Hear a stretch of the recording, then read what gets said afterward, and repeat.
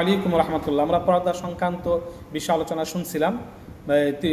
3 নম্বর পর্যন্ত আলোচনা হয়েছিল।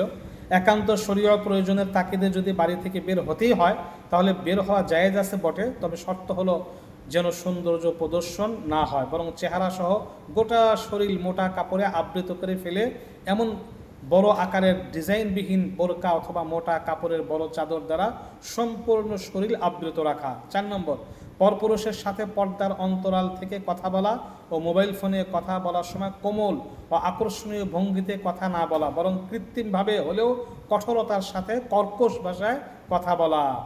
5 নম্বর, বেগানা পুরুষ ও বেগানা মহিলা পরস্পরের প্রতি দৃষ্টিপাত করবে না, দৃষ্টির হেফাজত করবে। 6 নম্বর, গায়রে মাহরাম পুরুষ ও মহিলা যাদের সাথে পর্দা করা ফরজ তাদের সাথে কঠোরভাবে পর্দা করে চলবে। পর্দা নারী পুরুষ উভয়ের জন্যই ফরজ। 7 নম্বর, শরীরের সাথে আটসাট হয়ে লেগে থাকে এ ধরনের পোশাক মহিলা হয়ে পুরুষের সাদৃশ্য পোশাক পরিধান নিষেধ।